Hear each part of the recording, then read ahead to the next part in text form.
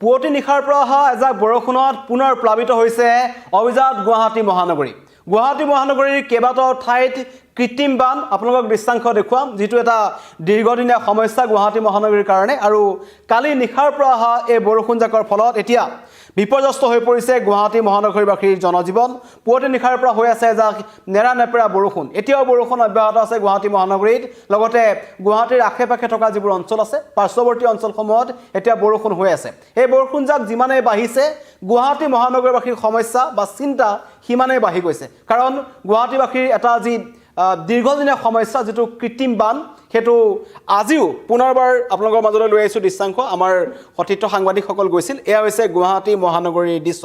এয়া হৈছে জটিয়া। মই আপোনালোকক লোকেশ্যনত যে আছে মই দেখুৱাই দিছোঁ। এয়া হৈছে কাহিলীপাৰাৰ জটিয়াৰ দৃশ্য। SBI সন্মুখত এইদৰে পুৱাৰ পৰা অহা এজাক বৰষুণৰ পাছতেই বিভিন্ন ঠাইত কৃত্ৰিম বান হৈছে। মানুহে খোজকাঢ়ি আহিবলৈ অসুবিধা হৈছে আৰু ঠায়ে ঠায়ে এতিয়া বাছ ষ্টপেজসমূহত যাত্ৰীৰ ভিৰ দেখিবলৈ পোৱা গৈছে। এখন এখন ৰিক্সাই এটা সৰু সৰু ঠাই পাৰ কৰাৰ নামত 100 টকাৰ পৰা 50 টকা লৈছে। এয়া হৈছে ৱায়াৰলেছৰ দৃশ্য। ৱায়াৰলেছত পানী, এইদৰে দুটা পথ সম্পূৰ্ণ পানীত ভৰি পৰিছে। নলাবোৰ যিহেতু ভৰ্তি হৈ আছে। বেলতলাৰ দৃশ্য, বেলতলাত গাড়ী যাব পৰা নাই, বিভিন্ন ঠাইত মানুহ ৰখি গৈছে। আৰু তাৰ মাজতে স্কুললৈ যোৱা ছাত্ৰ ছাত্ৰীসকল আৰু বিভিন্ন কাৰ্যালয়লৈ যোৱা মানুহসকলৰ যি অৱস্থা হৈছে, সেইটো সহজেই অনুমান কৰিব পাৰি এই দৃশ্যসমূহৰ পৰা। Beltola, Jatia, wireless, down town, এয়া হৈছে ৰুক্মিণী গাঁও। ৰুক্মিণী গাঁৱৰ যিটো সমস্যা, এইটো এটা দীৰ্ঘদিনীয়া সমস্যা। তাত মানুহ আবদ্ধ হৈ পৰি থাকিব লগা হয়। মাত্ৰ আজি ইমান ডাঙৰ বৰষুণ নহয়, এজাক কিনকিনীয়া বৰষুণ আহিছিল। কিন্তু কিনকিনীয়া বৰষুণজাকৰ পাছতেই এয়া দেখুৱাইছোঁ ৰুক্মিণী গাঁৱৰ দৃশ্য। Jatia, Hatigaon, downtown, wireless, Rukmini Gaon, Patharkuwari, Geetanagar, Anil নগৰ, নবীন নগৰ, এই অঞ্চলসমূহত এতিয়া কৃত্ৰিম বানৰ কবলত পৰিছে। আৰু বিশেষকৈ পথ উপপথসমূহ পানীত ভৰি পৰাৰ ফলত লোকসকলৰ মাজত হাহাকাৰ অৱস্থা। এটা ক'ব লাগিব যে কৃত্ৰিম বানৰ ফলত গুৱাহাটী মহানগৰীৰ যিটো জনজীৱন এক প্ৰকাৰ স্তব্ধ হৈ পৰিছে। কিছুমান কাৰ্যালয়লৈ যাব পৰা নাই। কিছুমান কাৰ্যালয়লৈ যাবলৈ আহি বাছৰ সংখ্যা কম কাৰণে তেওঁলোকে তাতে ৰখি থাকিব লগা হৈছে। আৰু বিশেষকৈ ৰুক্মিণী গাঁও আৰু এই যিবোৰ অঞ্চল আছে, নবীন নগৰ, অনিল নগৰ, এই অঞ্চলসমূহত কিন্তু স্কুলীয়া ছাত্ৰ ছাত্ৰীসকল বা বিভিন্ন কাৰ্যালয়লৈ যোৱা যিসকল লোক আছে, তেওঁলোকে সেই ঠাইত খোজকাঢ়ি যাব নোৱাৰে কাৰণে ৰিক্সাৰে যাব লগা হৈছে। আৰু ৰিক্সাৰ দাম তেওঁলোকে 100 পৰা 150 টকালৈ তেওঁলোকে দিব লগা হৈছে। এয়া হৈছে গুৱাহাটী মহানগৰীৰ দৃশ্য। ৰাতিপুৱাৰ পৰা হৈ থকা এজাক নেৰানেপেৰা বৰষুণৰ পাছত মহানগৰীৰ বিভিন্ন ঠাইত কৃত্ৰিম বান আৰম্ভ হৈছে। লগতে 27 নং ৰাষ্ট্ৰীয় ঘাইপথৰ ফালৰ পৰা যদি চাবলৈ যাওঁ, এই লখৰা, গড়চুক, এই অঞ্চলসমূহতো কিন্তু কৃত্ৰিম বান আছে। ধ্ৰুৱজ্যোতিয়ে লিখিছে উন্নয়নৰ কথা তেখেতে লিখিছে, যিহেতু ৰাইজৰ খং আছে, ক্ষোভ আছে যে গুৱাহাটী মহানগৰীটো এটা দীৰ্ঘদিনীয়া সমস্যা, সোনকালে সমাধান হ'ব লাগে। জটিয়াৰ দৃশ্য আপোনালোকক দেখুৱাইছোঁ। কাহিলীপাৰাৰ জটিয়া, যিহেতু বতৰ খুবেই বেয়া আৰু এই দিনটো যদি এইদৰে বৰষুণ অব্যাহত থাকে, তেন্তে কিন্তু গুৱাহাটীৰ বিভিন্ন প্ৰান্তত এই কৃত্ৰিম বানটো অধিক ভয়ংকৰ হৈ উঠিব। এয়া মই পুৱাৰ ভাগৰ কিছু সময় আগৰ দৃশ্য আপোনালোকক দেখুৱাই আছোঁ। বহুকেইটা পথত কৃত্ৰিম বান জমা হৈছে আৰু সেই অঞ্চলসমূহত নিজৰ কণ কণ ল'ৰা ছোৱালী, নিজৰ স্কুলীয়া যিসকল ছাত্ৰ ছাত্ৰী আছে, তেওঁলোকক পিতৃ মাতৃয়ে অকলে পঠাব নোৱাৰে। সেই গেলা পানী গচকি তেওঁলোকে আহিব লগা হৈছে, বিদ্যালয়লৈ পঠাব লগা হৈছে। বিদ্যালয় স্কুলত বাছত তেওঁলোকে পঠাইছে। আৰু দিনটো তেওঁলোকৰ এটা চিন্তা যে যদিহে বৰষুণ বাঢ়ি যায়, বৰষুণ ডাঙৰকৈ দিয়ে, তেন্তে গুৱাহাটীৰ অৱস্থা কি হ'ব, এয়া চিন্তাত তেওঁলোক ডুবিছে। আৰু লগতে যিবোৰ ঠাই কৈছোঁ যে ৱায়াৰলেছ, ৰুক্মিণী গাঁও, গীতানগৰ, এই অঞ্চলসমূহত কিন্তু আৰু গীতানগৰতো পানী হৈছে। লগতে নাৰেংগী, পাথৰকুঁৱৰী, এই অঞ্চলটোত আৰু লগতে VIP ৰোড, এই অঞ্চলসমূহত কিন্তু কৃত্ৰিম বান আছে।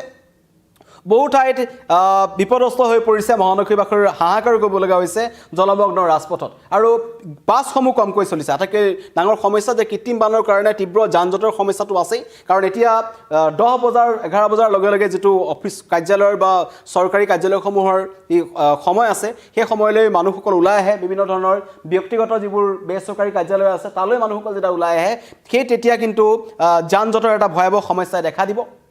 ইতিমধ্যেই GS ৰোডত বিভিন্ন ঠাইত তীব্ৰ যান জঁট হৈছে। আৰু যদিহে কৃত্ৰিম বান থাকে, অধিক বৃদ্ধি পায়, তেন্তে কিন্তু গুৱাহাটীবাসীৰ সমস্যা অধিক হ'ব।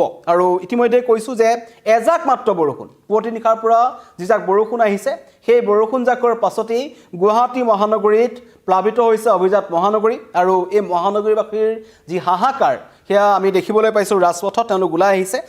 দুটা মন্তব্য আহিছে। প্ৰথমতে গুৱাহাটীবাসীৰ পানীত যি ককবকাই আছে, তেওঁলোকৰ মন্তব্য লৈ ল'ব বিচাৰিছোঁ।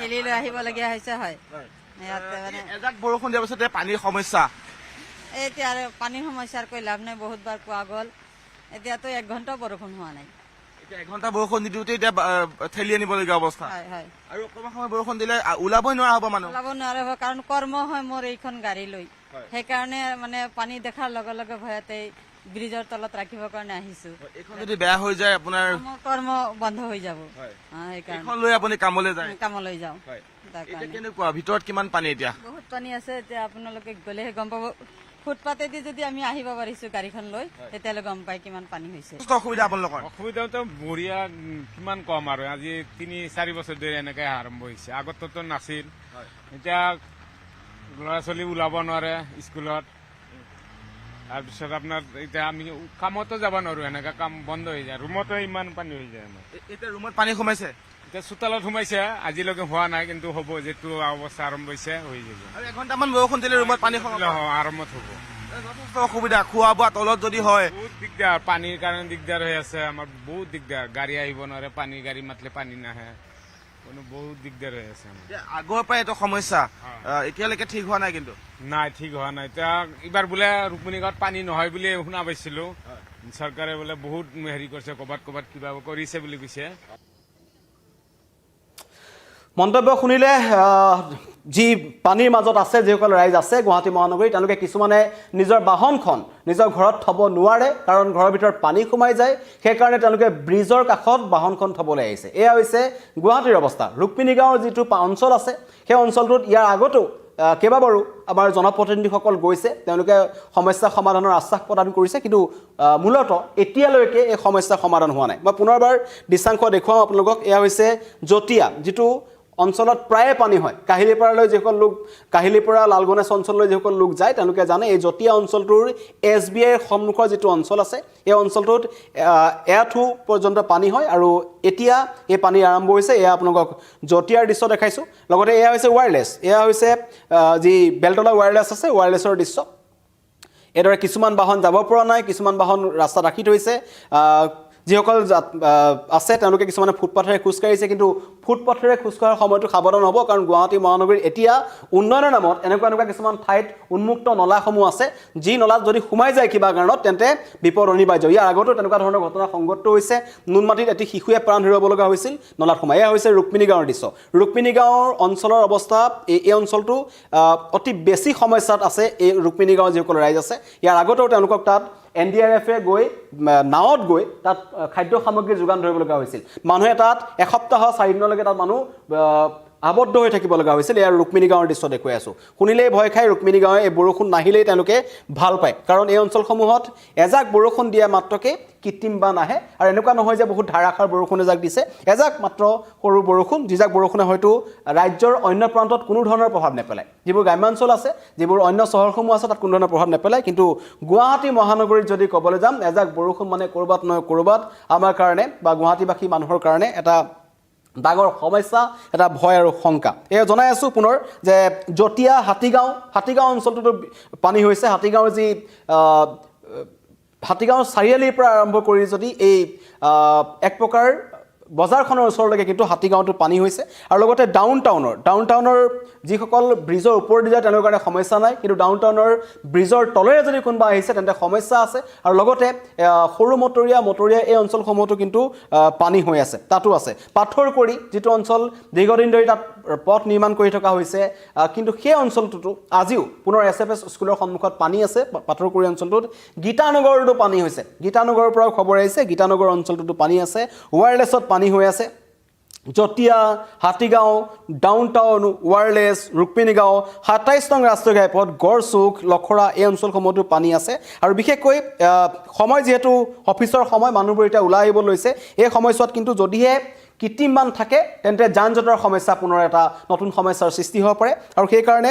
যোনে যেনেকৈ পাৰে সোনকালে নিজৰ কাৰ্যালয়লৈ যাবলৈ চেষ্টা কৰিছে কিন্তু এই কৃত্ৰিম বানৰ মাজত বাছসমূহ কমকৈ চলিছে আৰু উপায়বিহীন হৈ মানুহে প্ৰায় যিটো 2-3 মিনিটৰ খোজকাঢ়ি যোৱা ৰাস্তা সেই অঞ্চল তেওঁলোকে পানীৰ কাৰণে ৰিক্সাত উঠিব লগা হৈছে ৰিক্সাৱালাই আকৌ তেওঁলোকৰ পৰা অধিক দৰত টকা লৈছে বিভিন্ন ধৰণৰ সমস্যাৰ সন্মুখীন প্ৰতিজন মহানগৰবাসী হৈ আছে বিশেষকৈ এই অঞ্চলকেইটা যিকেইটা অঞ্চল মই এতিয়া আপোনালোকক কৈ আছোঁ যে Jatia Hatigaon downtown wireless Rukmini Gaon Patharkuwari আৰু গীতানগৰ এই অঞ্চলসমূহত কৃত্ৰিম বানৰ সমস্যা হৈছে স্কুললৈ যোৱা ছাত্ৰ ছাত্ৰীসকল সমস্যাত পৰিছে কাৰ্যালয়লৈ ওলাই অহা লোকসকল সমস্যাত পৰিছে আৰু ৰাজপথত মহানগৰবাসীৰ হাহাকাৰ ধন্যবাদ